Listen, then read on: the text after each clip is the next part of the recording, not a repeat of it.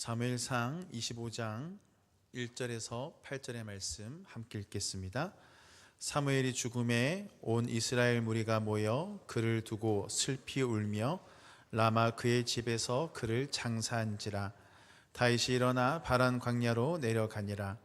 마온에 한 사람이 있는데 그의 생업이 갈멜에 있고 심히 부하여 양이 3,000마리요 염소가 1,000마리이므로 그가 갈멜에서 그의 양털을 깎고 있었으니 그 사람의 이름은 나발이요 그의 아내의 이름은 아비가일이라. 그 여자는 총명하고 용모가 아름다우나 남자는 완고하고 행실이 악하며 그는 갈렙 족속이었더라. 다윗이 나발이 자기 양털을 깎는다 함을 광야에서 들은지라. 다윗이 이에 소년 10명을 보내며 그 소년들에게 이르되 너희는 갈멜로 올라가 나발에게 이르되 내 이름을 그에게 문안하고 그 부하게 사는 자에게 이르기를 너는 평강하라. 내 집도 평강하라. 내 소유의 모든 것도 평강하라. 내게 양털 깎는 자들이 있다 함을 이제 내가 들었노라. 내 목자들이 우리와 함께 있었으나 우리가 그들을 해하지 아니하였고 그들이 갈멜에 있는 동안에 그들의 것을 하나도 잃지 아니하였나니 내 소년들에게 물으면 그들이 내게 말하리라. 그런즉 내 소년들이 내게 은혜를 얻게 하라. 우리가 좋은 날에 왔은즉 내 손에 있는 대로 내 종들과 내 아들 다윗에게 주기를 원하노라 하더라 하라. 아멘. 사무엘상 25장은 사무엘의 죽음으로 이야기가 시작됩니다.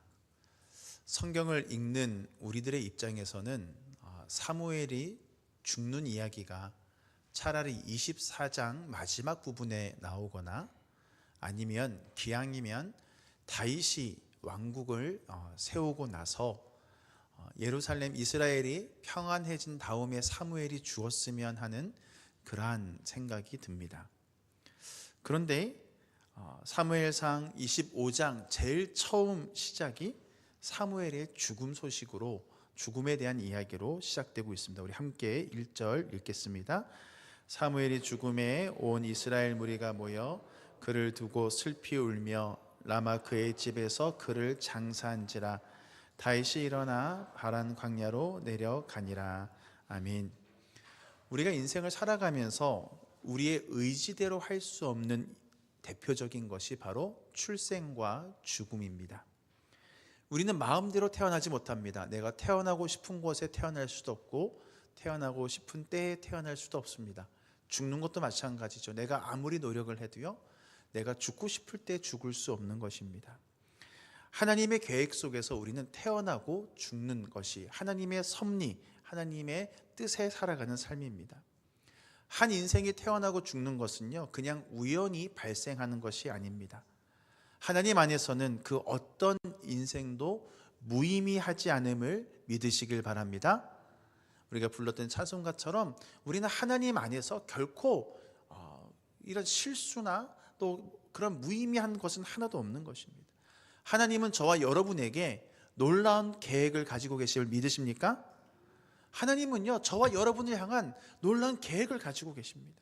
우리는 그것을 믿고 하나님께서 이끄시는 대로 순종하는 삶을 살아갈 때 그것이 바로 오늘 말씀의 제목처럼 순리대로 살아가는 삶입니다. 하나님의 계획을 계획이 있음을 믿고 그 하나님께서 이끄시는 대로 순종하는 삶, 내가 태어나고 죽는 것조차도 하나님께서 이끄시는 대로 나는 순종하겠습니다 라는 고백이 바로 순리대로 살아가는 사람들의 그러한 삶인 것입니다. 오늘 우리에게 마지막 인사를 하고 있는 사무엘 역시 순리대로 살아갔던 사람입니다. 사무엘은요, 마지막 사사, 마지막 선지자였죠. 사무엘의 사명은 무엇입니까? 사사시대에서 왕정시대로 변화되는 그 연결고리의 역할을 사무엘이 한 것입니다. 우리 지난주에 말씀을 함께 살펴봤는데요, 24장 마지막 절에 뭐라고 되어 있습니까?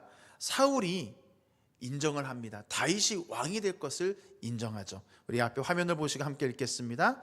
보라, 나는 내가 반드시 왕이 될 것을 알고 이스라엘 나라가 내 손에 견고히 설 것을 아노니. 아멘. 사울은 다윗이 왕이 될 것을 나는 인정한다, 안다 라고 이야기를 했습니다. 이것을 통해서 사무엘은 자신의 사명이 끝난 겁니다. 이제 다윗이 이제 왕으로서 살아갈 수 있는 길들이 열려졌기 때문에 자기의 역할은 다 끝났다라고 생각했을 것이고, 하나님도 그래서 사무엘을 부르셨습니다. 죽음에는요 만족함이 없습니다. 죽음을 맞이하는 사람이 나는 이제 살 만큼 살았다 하면서 죽는 사람은 없습니다. 죽음을 맞이하는 사무엘도 다윗이 나라를 세우고 이스라엘이 부국 강병한 나라가 되는 것을 보고 싶었을 것입니다. 다윗 역시 사무엘이 늘 자신의 옆에 있으면서 자기를 위해서 기도해주고 자기를 영적으로 이끌어주기를 바랬을 것입니다. 그러나 지금 사무엘과 다윗 모두 자기의 바램을 다 내려놓고 하나님의 순리에 따르고 있습니다. 다윗은 사무엘의 장사를 지내고 나서 바란 광야로 갔음을 성경에서 우리는 발견하게 되는데요. 다윗은 왜 바란 광야로 갔을까? 성경에는요 다윗이 왜 바란 광야로 갔는지 이유가 나와 있지 않기 때문에 우리의 상상력을 동원해서 생각해야 합니다. 왜 성경은 다윗이 바란 광야로 갔다라고 기록하고 있을까요? 바란은요 지도를 한번 좀 보여주시면 이스라엘 국경을 넘어서 시나이 반도에 있는 곳입니다. 시나이 반도는 우리가 잘 알고 있는 것처럼 이스라엘 백성이 출애굽해서 광야 생활을 40년 동안 했던 그곳이 바로 시나이 반도입니다. 그래서 지금 가운데 원 그려진 부분이 바란 광야입니다. 지금 다윗은 이스라엘의 국경을 넘어서 지금 바란 광야에 머무르고 있습니다. 왜 다윗은 바란 광야로 갔을까? 정신적으로 영적으로 지주였던 그런 사무엘이 죽어서 마음이 헛헛해서 멀리 갔을 수도 있을 것이고요. 아니면 지금 여러 가지 힘든 상황에서 사울이 쫓아오는 것을 피하기 위해서 멀리 갔을 수도 있을 것입니다. 그런데 이것만으로는 제가 이해하기 힘들었습니다. 그래서 성경을 찾으면서 발견한 부분이 있는데 민수기 13장 3절 말씀입니다. 함께 읽겠습니다. 모세가 여호와의 명령을 따라 바란 광야에서 그들을 보냈으니 그들은 다 이스라엘 자손의 수령된 사람이라. 아멘. 바란 광야에서 어떤 일이 있었습니까? 모세가 12정탐꾼을 가나안 땅에 보냈던 곳이 바로 바란 광야였습니다. 지금 다윗의 상황은 어떤 상황입니까? 이제 사울도 본인이 이제 왕권이 다윗에게 넘어갈 것임을 인정한 상황입니다. 이제 다윗의 인생 가운데 이제 하나님께서 나를 통해서 나를 왕으로 세우실 날이 얼마 남지 않았구나라는 것을 다윗은 인지하였기 때문에 이 바란 광야, 정탐꾼들이 가나안 땅을 정탐했던 그곳에 가서 하나님께서 나를 통해서 펼쳐 가실 이 새 나라를 어떻게 내가 준비해야 할 것인지를 꿈꾸기 위해서, 기도하기 위해서 바란 광야로 갔다라고 저는 이렇게 묵상을 했습니다. 그런데 이 바란 광야에 갔는데요, 그곳에서 그러한 이 꿈들을 꾸고 소망을 가지고 돌아오면 참 좋겠는데 이 바란 광야에도 사울과 같은 사람이 존재하고 있었습니다. 여기서 바로 인생이 힘든 부분이 바로 이러한 부분입니다. 우리는 어떤 문제나 사람이 싫어서 회피하면은요, 그 회피한 그곳에 또 다른 문제나 그 비슷한 사람이 언제나 존재합니다.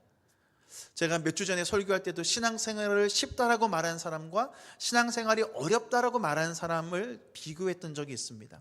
어떤 사람이 신앙생활이 쉽다라고 이야기하는가 하면 하나님께서 주신 시험을 이겨내는 사람은 신앙생활이 쉽다라고 말을 합니다. 신앙생활이 어렵다고 말하는 사람은요, 그 시험을 이겨내지 못한 사람들이에요.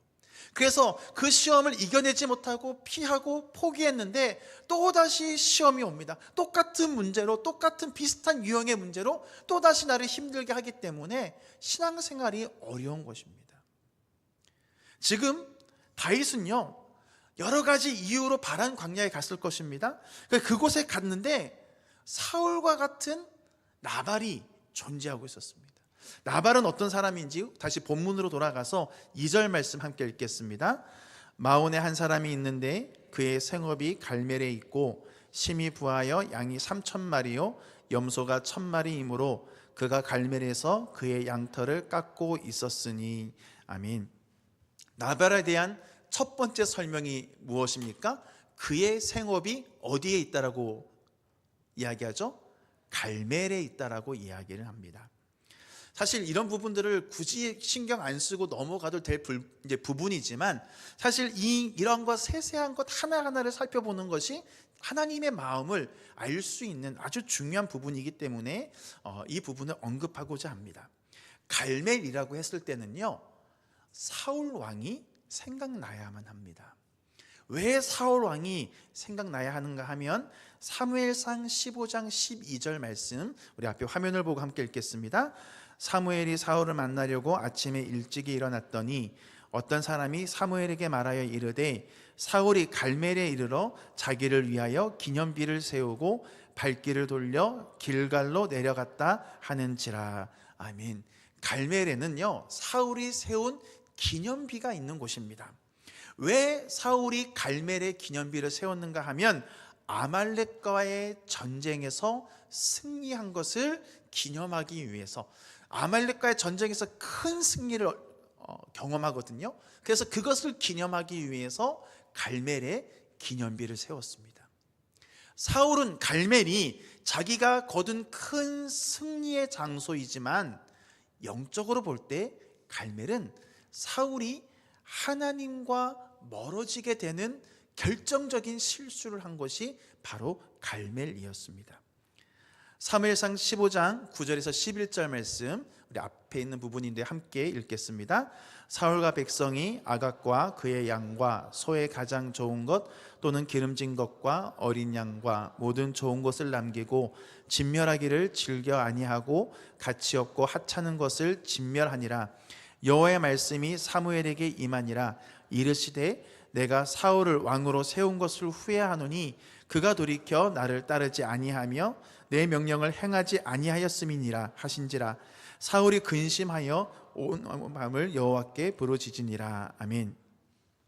지금 이 갈멜에서 어떤 일이 있었는가 하면은요, 사울이 물질의 눈이 어두워졌습니다. 하나님은 모든 아말렉의 모든 사람과 모든 재물들을 다 불태워라 라고 말씀했는데, 지금 사무엘은요, 좋은 것, 양과 소의 좋은 것, 기름진 것은 남겨놓고 하찮은 것들을 불태웠습니다. 물질의 눈이 어두워서 하나님의 말씀을 지키지 않았고 사무엘을 속였던 것입니다. 그래서 하나님께서는요, 내가 사울을 왕으로 세운 것을 후회한다. 그리고 이제 사울을 버리시겠다라고 말씀하시고 사무엘은 그 일로 인해서 밤을 새며 근심하며 하나님 앞에 부르짖었던 사건이 바로 갈멜에서 있었던 것입니다. 2절 말씀에 보면 갈멜이라는 단어 다음에 언급한 것이, 나발에 대해서 언급한 것이 심히 부자니라라고 되어 있습니다. 심히 부하여. 나발 역시 갈멜에서 이런 양을 치는 일을 했는데 심히 부한 사람, 물질이 많은 사람, 물질에 얽매인 사람이다라는 것을 언급하고 있는 것입니다. 우리 3절 말씀 함께 읽겠습니다. 그 사람의 이름은 나발이요 그의 아내의 이름은 아비가일이라. 그 여자는 총명하고 용모가 아름다우나 남자는 완고하고 행실이 악하여 그는 갈렙 족속이었더라. 아멘. 이 나발의 이름의 뜻은 어리석은 자, 바보 이런 뜻입니다. 이 나발은요, 이름 뜻대로 어리석었습니다. 또 완고하고 행실이 악한 사람이었습니다. 이런 것들을 통해서 이 나발이라는 사람과 사울 왕이 참 비슷한 것이 많은 사람이다라는 것을 성경은 우리에게 알려주고 있습니다. 나발은 그 이름대로 어리석은 일을 하게 되는데요, 어떤 일을 하게 되는가 하면은요, 히브리 사람들은 축제가 되면 가난하고 어렵고 힘든 사람들에게 음식을 나눠주는 그러한 일들을 했습니다. 양털을 깎는 날이 축제였습니다. 그래서 그 양털을 깎는 날이 되면 그 주변에 있는 불황자나 거지들에게도 음식을 제공했습니다. 이스라엘 사람들의 이 법에 보면 성결법, 식사법, 나그네 환대법이라는 것이 있어요. 이런 것들을 통해서 자기가 가진 음식, 자기가 가진 것을 나누어 주는 것을 사명으로 생각했던 것입니다. 그런데 4절에서 6절 말씀을 보면은요, 나발은 그렇게 하지 이렇게 않고 있음을 발견하게 됩니다. 우리 함께 4절에서 6절 함께 읽겠습니다. 다윗이 나발이 자기 양털을 깎는다 함을 광야에서 들은지라.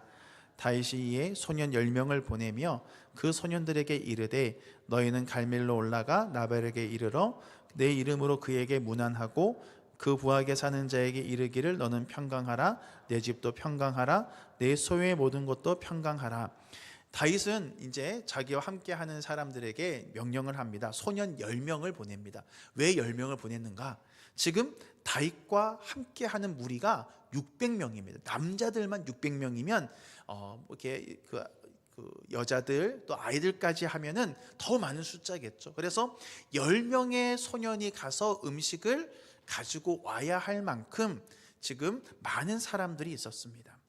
그래서 다윗은 10명의 소년을 보내면서 그 나발의 종들에게 나발의 집을 축복하고 있습니다. 평강하다라고, 평강할지어다라고 축복해 줬습니다.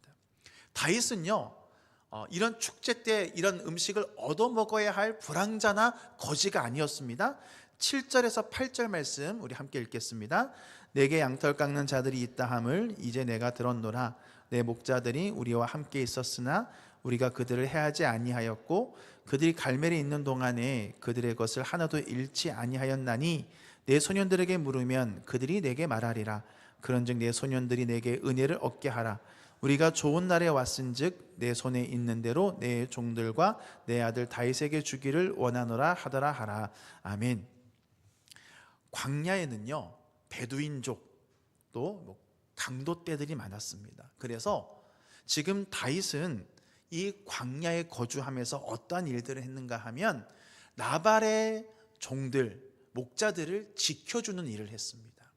그래서 다윗의 부하들이 이런 일들을 했기 때문에 지금 나발에게 이야기하는 거죠. 너희들이 안전할 수 있었다. 우리가 너희들을 착취하지 않았을 뿐더러 너희들에게 아무 손해가 없도록 우리가 지켜주었다. 그렇기 때문에 너희도 이제 이렇게 양털을 깎는 날이 되었으니 우리에게 음식을 제공해달라라고 정중하게 요청했던 것입니다. 그런데 나발은 그렇게 하지 않았습니다. 9절에서 11절 함께 읽겠습니다. 다윗의 소년들이 가서 다윗의 이름으로 이 모든 말을 나발에게 말하기를 마침에 나발이 다윗의 사환에게 대답하여 이르되 다윗은 누구며 이새의 아들은 누구냐? 요즘에 각기 주인에게서 억지로 떠나는 종이 많도다. 내가 어찌 내 떡과 물과 내 양털 깎는 자를 위하여 잡은 고기를 가져다가 어디서 왔는지도 알지 못하는 자들에게 주겠느냐 한지라. 아멘. 나발은 다윗을 모른다라고 말을 하는데요, 정말 몰랐을까요? 아닙니다. 너무나도 잘 알았습니다. 지금 나발이 한 말을 자세히 보면은요, 이새의 아들이라고 말을 하죠. 이것은 다윗을 무시하는 발언입니다. 그리고 요즘에 각기 주인에게서 억지로 떠나는 종이 많도다. 어떤 사건을 이야기하는 겁니까? 지금 다윗이 사울에게 쫓겨다니고 있다라는 것을 이렇게 암암리에 표현하고 있습니다. 그리고 어디서 왔는지 알지 못하는 자들에게 주겠느냐라는 말은 무슨 말인가 하면 지금 다윗과 함께하고 있는 600명, 다윗과 함께하고 있는 그 사람들을 비난하는 거죠. 상처받고 어려움 속에 있는 사람들이 다윗과 함께 했기 때문에 지금 그 사람들의 출신과 그 사람들의 상황을 비판하는 말입니다. 비난하는 말입니다. 나발은 다윗이 누군지 몰라서 그런 말을 한 것이 아니라 지금 나발은 물질에 얽매여 있기 때문에 또 자기가 지금 이렇게 부유하고 이렇게 많은 풍성한 양과 많은 물질이 있는 것은 내가 열심히 살았기 때문에 나의 노력으로 이룬 것이지 다윗 너네가 무엇을 지켜주었기 때문에 그런 것이 아니다. 다윗과 함께하는 사람들까지 무시하면서 지금 교만함의 정점에 나발은 있었던 것입니다. 사랑하는 성도 여러분, 순리가 무엇입니까? 순리라는 것은요, 거저받은 것은 거저주는 것이 순리입니다. 또 우리가 수고한 것에는 그만한 보상을 해주는 것이 그것이 순리입니다. 나발은 하나님을 바라보지 못했기 때문에 하나님께 받은 것을 인정하지 못했어요. 하나님이 주신 복이 아니라 내가 노력해서 얻은 것이다라고 생각했기 때문에 손이 움츠러들었던 것입니다. 물질에 대한 욕심이 있었기 때문에 나그네를 환대하는 법이 있었음에도 불구하고요, 그 법을 지키지 않았던 것입니다. 이런 물질의 욕심으로 인해서 영적인 눈마저 멀어버렸던 사람이 바로 나발의 모습인 것입니다. 그 결과는 비참했습니다. 다음 주에 살펴보겠지만 나발은 자기가 한 일들에 대해서 또 다윗의 반응에 대해서 걱정하다가 그 두려움에 죽게 됩니다. 사랑하는 성도 여러분, 오늘 본문에는요, 사무엘과 다윗, 하나님께서 순리대로 이끌어 가시는데 순종한 사람들의 모습이 나오고요, 사울과 나발처럼 물질에 얽매여서 잘못된 생각에 얽매여서 파멸의 길로 나아가는 사람의 이야기가 나오고 있습니다. 우리는 자칫하면 이런 나발과 사울의 길에 들어서기가 쉽습니다. 왜냐하면 우리도요, 물질의 유혹이 있습니다. 우리가 인생을 살아가면서 물질에 자유한 사람은 아무도 없습니다. 물질에 대한 그러한 유혹이 있고요, 또 우리가 어떠한 선한 일을 하거나 내가 누군가를 베푸고 섬기는 일을 하려고 하면 우리의 손이 자꾸 움츠러들 때가 있습니다. 또 우리가 해야 하는 일들을 외면할 때가 많습니다. 하나님이 우리에게 주신 은혜가 많음에도 불구하고 자꾸 내가 열심히 살았기 때문이고 내가 아끼며 살았기 때문이라는 생각으로 우리가 하나님의 순리를 거스르며 살아갈 때가 종종 있다는 것입니다. 그렇기 때문에 우리는 오늘 주신 말씀을 통해서 우리의 시선을 하나님께로 향하는 훈련을 해야만 합니다. 우리가 자꾸 내 손에 있는 것들, 내 앞에 있는 문제들을 바라보면 우리는 염려하고 걱정하고 점점 더 위축된 삶을 살아갈 수밖에 없지만 오늘 새벽에 주신 말씀처럼 하나님을 바라봐야, 하늘을 바라보아야만 합니다. 그리고 하나님이 우리에게 주신 은혜를 우리는 깨달아야만 합니다. 그리고 하나님께서 그 주신 은혜에 감사하고 감격하면서 내가 가지고 있는 모든 것이 내 것이 아니라 하나님의 것입니다, 하나님이 나에게 주신 것입니다라고 생각하며 나누고 베푸는 삶을 살아갈 때 그것이 세상을 잘 다스리는 그러한 삶이 되는 것입니다. 사랑하는 성도 여러분, 사탄은 우리로 하여금 자꾸 나의 것을 챙기게 합니다. 더 세상에 욕심을 가지게 하고요, 많은 세상의 것들에 얽매이게 합니다. 그렇지만 우리가 그러한 세상의 것들을 바라보는 것이 아니라 전능하신 하나님을 바라보고요, 천지를 창조하신 하나님이 나와 함께 계시고 내 인생의 계획을 가지고 계시고 내 인생을 이끌어가고 계심을 바라보면서 하나님께서 우리를 이끄시는 대로 순종하고 헌신하는 삶을 살아감을 통해서 순리대로 살아가는 삶, 우리가 순리대로 살아가게 되면은요, 우리의 문제들도 순리대로 자연적으로 은혜대로 그런 일들이 이루어짐을 체험하고 증거하는 저와 여러분이 되기를 주님의 이름으로 축원합니다. 우리 시간에 함께 말씀을 생각하면서 찬양했으면 좋겠는데요, 하나님이 우리에게 원하시는 것은 무엇인가 하면요, 우리의 삶을 통해서 하나님께서 영광 받으시기를 원하십니다. 믿으십니까? 우리가 살아가는 그 모든 순간들을 통해서 하나님이 영광 받으시고 하나님의 이름이 높아지기를 원하십니다. 그러기 위해서는요, 우리는 섬기는 삶을 살아가야 하고 우리는 정말 우리에게 주어진 일들에 최선을 다하는 삶을 살아가야만 합니다. 우리의 삶을 통해서 영광과 존귀와 능력을 하나님 앞에 올려드리고 우리가 겸손하게 무릎 꿇고 정말 하나님을 인정하며 순리대로 살아가는 삶을 살아가기를 결단하며 함께 찬양하도록 하겠습니다. 우리의 삶과 우리의 교회를 통해서 주님 큰 영광